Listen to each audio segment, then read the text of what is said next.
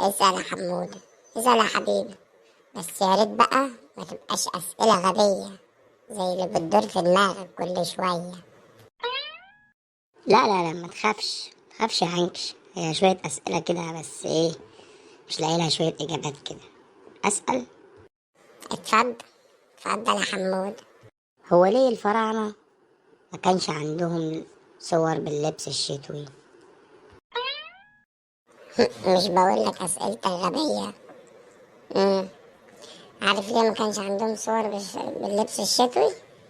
عارف ليه؟ عشان ما كانش عندهم شتا يا حبيبي.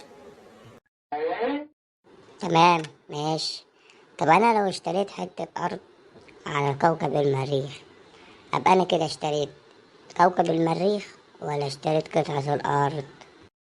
هتبقى اشتريت نفسك يا حمودة. طب ولو أنا ضربت نفسي واتوجعت، هبقى أنا قوي ولا أبقى ضعيف؟ هتبقى مجنون يا حمودة. طيب لو أنا شتمت نفسي، هاخد حسنات عشان الشتمت ولا هاخد سيئات عشان شتمت؟ هتاخد على دماغك يا حمودة. طيب هو ليه أي بنت وولد متجوزين ما بيبقاش الشيطان تالتهم؟ لا حول ولا قوة إلا بالله. بيبقى الشيطان نايم يا حمودة. طب لو أنا حبيت إن أنا أفشل، هنجح في إن أنا أفشل؟